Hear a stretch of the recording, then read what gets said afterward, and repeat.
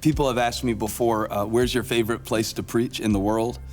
And I think they don't believe me when I say, Elevation, home. I like being home. I mean, I can't really think of anywhere that would compare to our church. I think it's the greatest church in the world. I don't mean that arrogantly. I just love what we have here and what we're building. But I get to go out on the road, to speak at different conferences and different churches. And when it works out, I go. And we get stories from people. When we go out, I always wish the whole church could be with me. I wish I could do the Oprah thing when she took everybody to Australia. I wish we could take the whole church, because we hear these stories, people who say, I download your podcast every Monday as soon as it comes out. I refresh the website every Monday. I'm waiting for your sermon to come. People that just wait for the sermons and the songs and feel like they're a part of our church who live in other parts of the world. And so it's always cool to hear that. But on one particular night, I preached in Dallas, Texas at a conference at Gateway Church from my friend, Pastor Robert Morris. And there were church leaders there from all over the world. But I got one email a few weeks later. This really touched me because I read a lot of the emails that come in. I mean, that's like oxygen to me as I do ministry. But there was something about this one. I had preached a sermon that night called It Will Happen. It was about Paul's shipwreck. It was a sermon I had originally preached at Elevation. And I was preaching that same text to these people about how Paul survived the storm. And this guy sends an email. He says, Pastor Stephen, I was debating about sending in an email or not, partially because I don't attend y'all's church. I live in Grapevine, Texas. I attend Gateway Church in Southlake. Pastor Stephen spoke at our conference last year. Leading up to that day, someone on staff randomly gave me a ticket to attend. I didn't know what I was getting myself into. I hated life at the time. So many things were going wrong. Lost family and friends to suicide and death. Had friends walking out on me because I went into a deep depression. I was drunk more than I was sober. I attended the conference anyway, knowing that I was going to end my life on Tuesday. It was the last day of the conference, and I told myself, if God doesn't show up in my life, then I'm done. That Monday, Pastor Stephen spoke a message out of Acts called It Will Happen. I still remember the title, and it changed my life. God made himself really known to me that day. And because of the message, I'm still alive. I'm not drinking. I'm living for the Lord.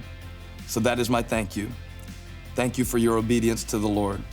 Thank God for stopping me from doing something really stupid.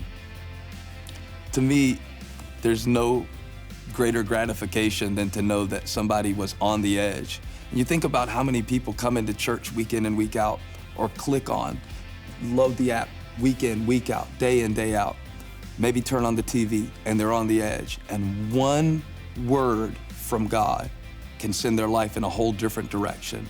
One word from God can stop them from giving up. And it's one of those moments where you realize this really matters. This message doesn't just live while it's being preached, but it lives on. Okay, to the word.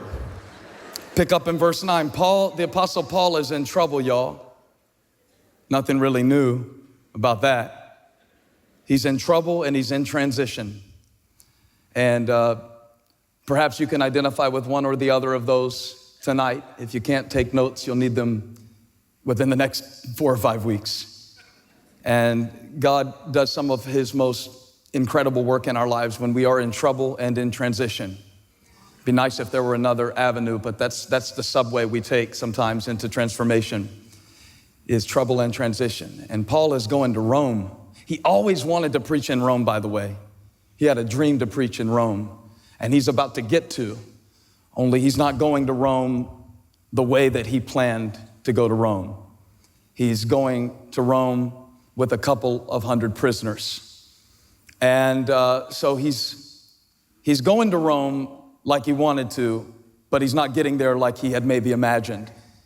I think that would preach right there, don't you?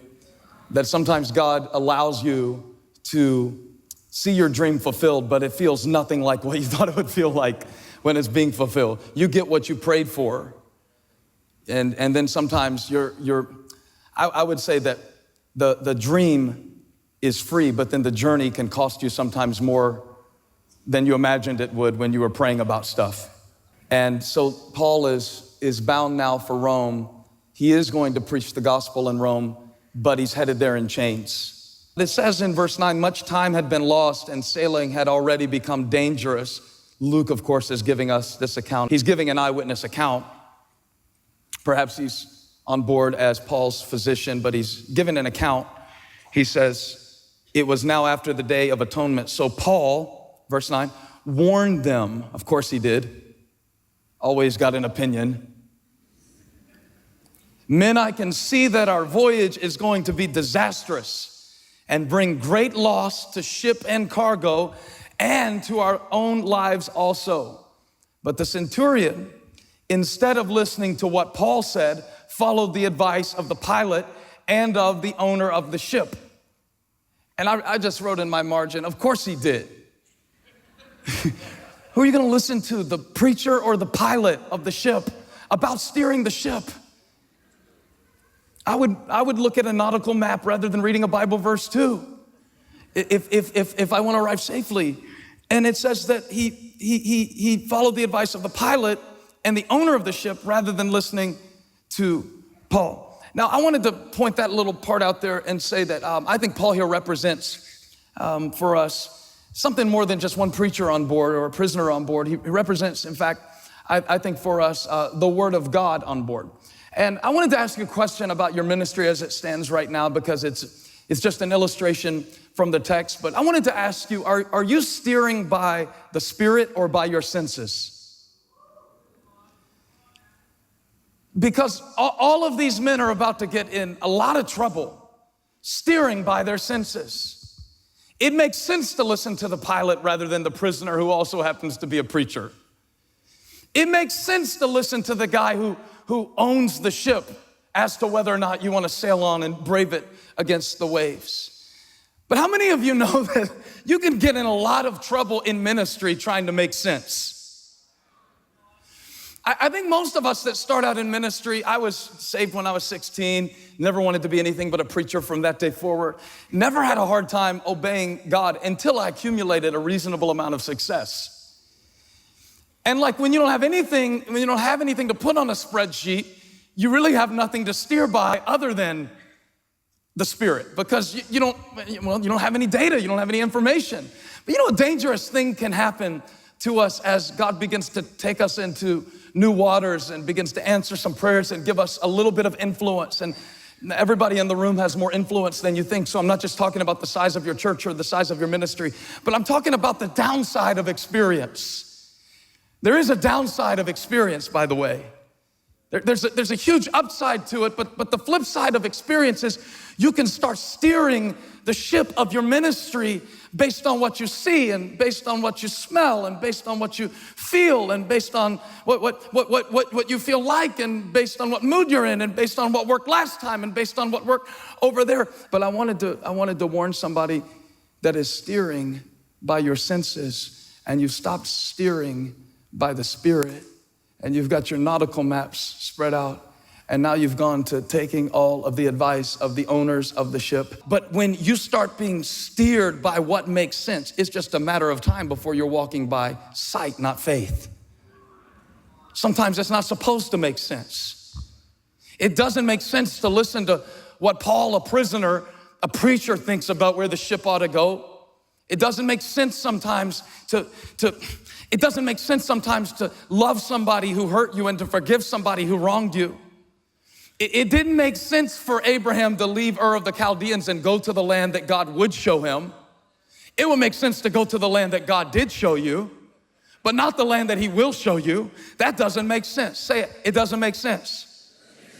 It didn't make sense when Elijah was pouring water on the wood when there was a drought after 3.5 years, taking the last precious resource and pouring it out to make the miracle harder. It didn't make sense. It didn't make sense for Saul to put David in representative combat to go against Goliath, the shepherd boy who brought the cheese pizza to the battle lines to check on his big brothers. Didn't make sense for David to stand there and say, bring it on, just like the lion and the bear. I got something for you too, big boy. It didn't make sense. It didn't make sense when Joshua was walking around the walls of Jericho with a marching band, talking about don't say anything till the 7th day, but let's just keep walking. But shouldn't we start building a ladder over the wall? No, that's not what God said. And I'm not trying to do what makes sense. I'm trying to do what God said. Now I'm gonna put some good sense in place to help me do what God said. But if it comes down to good sense, that's my first point, is it's not always supposed to make sense.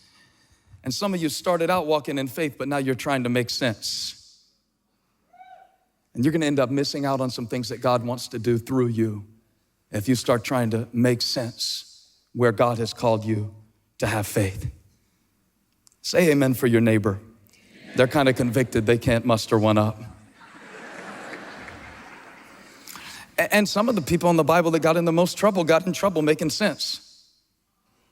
Made a lot of sense for the 10 spies to come back and say, we shouldn't go in there, those guys are way bigger. That made sense. Made sense for Saul to offer the sacrifice because Samuel was running a little behind. That made sense. I wrote some more down. Oh, it made sense for Abraham to sleep with Hagar. Hey. Okay. If you say so, Sarai. If I look back on some of the pivotal things in our ministry, they didn't make sense. I'm not saying you do stupid things. I'm not saying that you check your brain, blame it on God. I'm just saying that I don't think I'd be here ministering to you today if I'd calculated my way through my ministry thus far. And we see here in this passage some men who are about to get in a lot of trouble trying to make sense. And Paul's on board. And he's saying, listen, there's a higher power than your nautical prowess. And I advise you, but they went on ahead anyway. Look at verse 13. They go on against the advice of God's man, the preacher who was on board. And it says in verse 13, when a gentle south wind began to blow, so at first everything looks cool. It takes you a little while to realize that the winds are against you. They saw their opportunity, so they weighed anchor and sailed along the shore of Crete. And before very long, a wind of hurricane force called the northeaster swept down from the island, and the ship was caught by the storm and could not head into the wind. So we, listen to this phrase, gave way to it and were driven along. Driven along. As we passed to the lee of a small island called Cauda, we were hardly able to make the lifeboat secure. So the men hoisted it aboard. Then they passed ropes under the ship, just trying stuff now to hold it together. Because they were afraid they would run aground. They were afraid they would run aground on the sandbars of Syrtis, and they lowered the sea anchor and let the ship be, there's the phrase again, driven along. I feel like there are probably many of us in ministry tonight who are being driven along. Driven along. You steer by your senses instead of the Spirit, and eventually comes the storm, and before long, you're just driven along. Still moving, but not driven by the wind of the Spirit, driven by the wind of circumstance. Still moving, and maybe nobody even knows it yet because you're still in motion, but you know in your heart, I'm driven along. Maybe in a New Testament sense, James would say, when you ask of God, you must believe in your heart and not doubt, for he who doubts is like a wave of the sea that is tossed and driven with the wind. Let not that man think that he shall receive anything from the Lord, for he's a double-minded man, unstable in all his ways. Driven along, just going with stuff. I think this is a great passage to talk about many things, because the storm here could represent fear. The storm here could represent shame. The storm here could represent opposition from people who don't like you in ministry, who don't want you to be in the position that you're in. The storm here, and I love preaching from Bible stories, because I think God put a lot of them in the Bible because he wanted me to find myself in them, not write myself in as the main character, but to find myself in them. And hearing the story, I can tell you there have been times where I've related to Paul, but there have been a whole lot more times where I've felt more like this boat. Driven along. And I want to share this with you. Maybe you've seen this before, but I saw it in a way that I thought would encourage you. It gave me some perspective on storms. It says in verse 18, we took such a violent battering from the storm that the next day they began to throw the cargo overboard. And on the third day, they threw the ship's tackle overboard with their own hands. And when neither sun nor stars appeared for many days, watch this, it's one thing to be driven along and still be fighting. But in verse 20, it goes from desperation to despair. And that's when you're really in trouble. Like when you're really in trouble, it says, when neither sun nor stars appeared for many days and the storm continued raging, we finally, I think this is a terrifying phrase, gave up all hope of being saved. We lost what we were being guided by. And when we did, we gave up all hope. And I know you look real cool in your conference outfit. And I know you're like totally inspired right now, but I'm talking about how you felt Saturday. And I want to speak to every man and woman of God today at this great conference who made the effort to get here. But truth be told, you were driven here by some forces that have beaten against the deck of your life and your heart and your soul. And you've lost what you were being led by. And you don't really know what's next for you. And you don't really know how this one's gonna be resolved.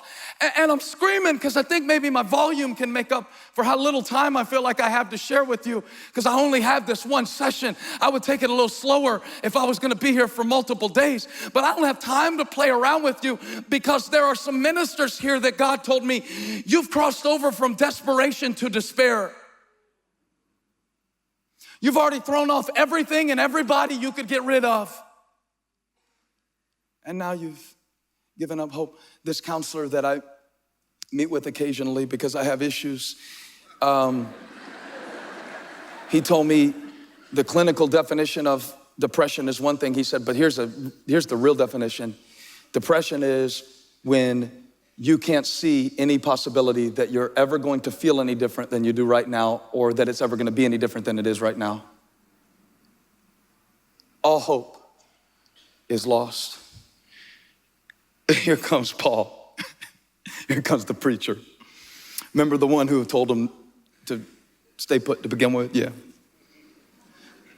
Paul let him wait a little while too. Paul's a trip. I don't know if we would like Paul. We all talk about we want to meet him in heaven. I don't think you do. I think you just want to keep him to your imagination. I don't think he's that likable. Because watch this, verse 21. You should have taken my advice not to sell from Crete. I told you so. Then you would have spared yourselves this damage and loss. I like the first two words of verse 22. Maybe they won't mean anything to you if you maybe you don't have any regrets. Maybe you've never done anything stupid. Maybe you're not in a storm today. Maybe you're on a Caribbean cruise. Maybe you're sailing to Rome to taste cheese and wine. I don't know. But just in case you've ever been driven along, maybe these two words will mean something to you. He said, but now. But now. I love this passage because I've always been taught that Jesus will see you through the storm, but they always teach it from the New Testament when Jesus told the disciples to get in the boat and then they got in a storm. And it makes sense to me that he'll see me through that kind of storm. I got that. You know, God is faithful. If he sends me to the mission field, he'll provide. And you know, if he sends me into a battle, then he'll get me through it and he'll be my victor. Or if I get in trouble serving him. But what about when I get in trouble and it's my own fault? I know you gotta look confused like that's never happened to you. But hypothetically speaking, what if you made a dumb decision that got you in trouble? What if it isn't just the devil?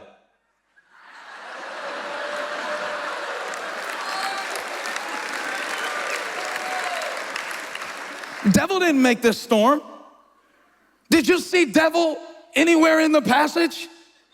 He said, men, it's your fault. And now I'm not just speaking to people, and this might be controversial, and they might want to edit this out of the DVD, and I'm fine with that. But this is not just for the people who you're in a storm right now that God sent you into. This is even for the people sitting in the back of the room, so ashamed during worship of something that you created that you don't even feel like you can lift your hands, and you were down on the ground on your face, not out of reverence, but in shame, because you know, I got myself into this storm. And Paul says to you what he said to the sailors, but now, I feel it. I feel it. I feel it strong for somebody who's going through something and it was your fault. It was your fault. You messed it up. If you had it to do over, you'd do it differently, but you don't. But now. I'm gonna try it on this side and see if I've got anybody who ever made a mistake, whoever did something that the moment you did it, you wish you could have taken it back. But now, how's that sound? But now, but now, but now, but now, but now. We can't do anything about what happened 6 years ago, sweetheart, but now. We can't do anything about that job you took that you shouldn't have took, and you went to the thing and you talked about them and you da-da-da, but now. We can't do anything about how they treated you, and I know they were unfair to you, and I know they didn't hear your side of it, and I know if they'd really known, I know people were saying stuff about you, and I know, but now, but now, but now, but now, but now. Touch 7 people, not me, and tell them, but now, but now, but now, but now. Come on, tell them, it will happen. Now, okay, but now, I urge you to keep up your courage. Man, they are great with these scriptures. He said, keep up your courage. I'm gonna read you the whole thing, it's so cool. Keep up your courage, because not one of you will be lost. Only the ship will be destroyed. Question, is this good news?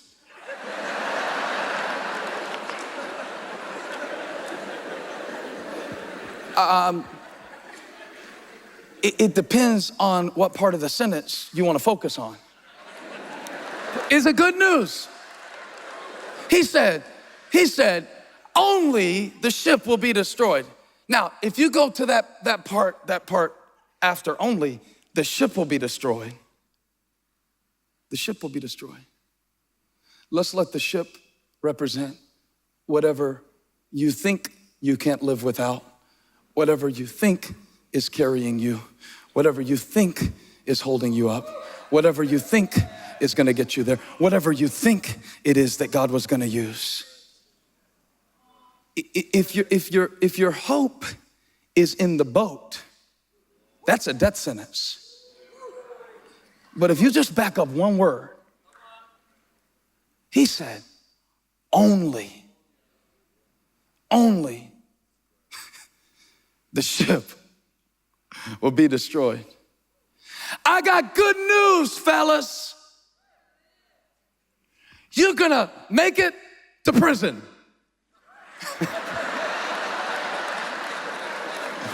But about this boat, it's not looking so good for the boat. Watch this, watch this, watch this. I urge you to keep up your courage. Some of you are in trouble today because all of your courage is tied to your conditions. You got conditional courage. And you're scared to death and you're freaking out and you're losing sleep and now you're backtracking on stuff. And it's because your hope is in the boat. There came a time last year where our church had grown really well for 7 years, every year, banner year, God's blessing, God's favor. And when the media started reporting on us night after night, week after week, making things up, saying things, there was a part of me that wondered, is this it? Like, is this it, God? Or is this, did we do 7 great years? And now, is it like the 7 fat cows and here come the 7 skinny cows? And see, I kept trying to tell myself, that's not gonna happen, that's not gonna happen, that's not gonna happen, that's not gonna happen. Church can be fine, church can be, and the church was fine. In fact, the church grew by God's grace. And the church is very strong today. Our church is stronger than ever today. But here's what I had to come to. And this is something that my oldest son Elijah taught me. I had to come to the point where I could say to the devil, well, what if? See, I was telling that to my oldest son one day. He was jumping on his bed. And I said, boy, quit jumping on the bed. What if you break the bed? And he said, well, what if? Because he knows. He knows I'm gonna buy him another bed. I'm not gonna let him sleep on the floor. He knows. He said, well, what if? I said, I'm gonna beat you. And then he quit jumping on the bed. But now the point is a valid one. Well, what if? Because I used to try, when I get a fear like, oh no, something bad's gonna happen. Oh no, people might turn against me. Oh no, people might think this. Oh no, people might say that. Oh no, that might do this. And I used to say, it's not gonna happen, it's not gonna happen, it's not gonna happen. But where I really found freedom was when I finally came to the point where God said, well, what if? If you lost your church, would you still serve me? Would you still love me? Would you still follow me? I say, yeah, Lord. I believe I would.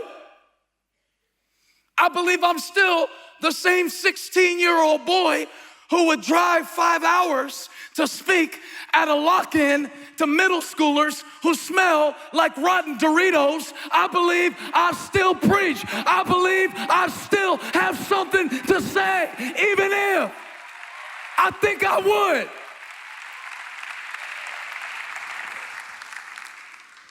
I'll still love you. I'll still serve you. And it's a wonderful thing about when you take your hope out of the boat. When you take your hope out of the boat and you start saying, God, I love the boat. The boat is awesome. I want to row the boat all the way. I want a yacht, God. I prefer a yacht. And it's great. If I can sail on a yacht, I'll sail on a yacht. But if I got a doggy paddle my way to the shore, I'm still coming after you. There's no devil in hell that can stop me from pursuing your purpose. Yeah, I'll swim to the shore. Tell somebody, say, it will happen. See, because when I announced that title, I heard a lot of, ooh, it will happen. Double portion, it will happen. The growth I'm praying for, it will happen. Restoration in my marriage, it will happen. Cool, I believe all that. I declare all that. Go get it, go for it, believe God for it. But what if it happens instead? The other it.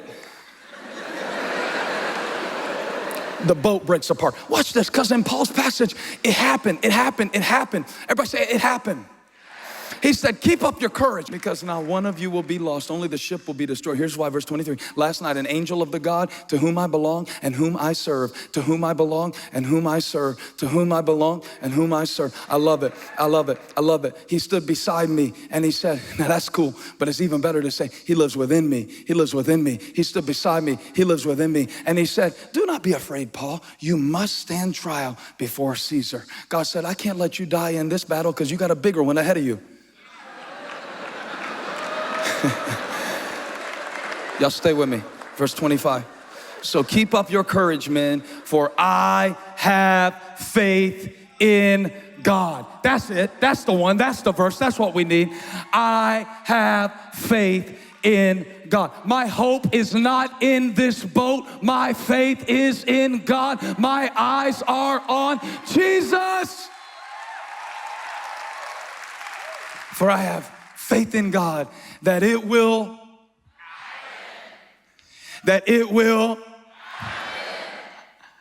just as he told me. Not just like I imagined it, but just like he said. So the problem with a lot of us is that we're too in love with the way we want it to happen. I don't mean to challenge you, but is that you? I don't mean to rock your boat. But if I'm talking to you, you'll know it. You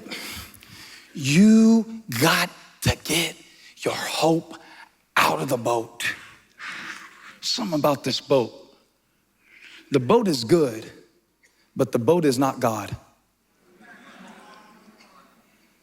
Nevertheless, verse 26, this is a downer. We must run aground on some island. Come on, it will happen. Not like I thought it would happen, but it will happen. I'm gonna be a little older than I thought I was gonna be when it happens, but it will happen. Not everybody that I thought was gonna be there with me till the end is gonna make it with me to the end, but I still got some people, and it will happen. It's not gonna be as easy as I thought it was gonna be, and it's gonna cost a lot more than I thought I was gonna have to pay, but it will happen. It might not be in the same city I started out in, and it might not be in the same manner or in the same position that I always thought I would fill, but I'm not worried about how it happens. I just have faith that it will. I'm gonna make it. I'm going all the way. He shall perform. He shall perform everything he promised you. Come on, I'm prophesying now. It will happen. It will happen. It will. You might not get there in style, but you're gonna get there. It will happen. You might have to fight a little harder than you ever calculated and do stuff you didn't train for, but it will happen. They might talk about you, but it'll happen. They might push you to the side, but it'll happen. They might not appreciate you like they should, but it'll happen. It'll happen. It'll happen. I declare, if you keep your faith in God,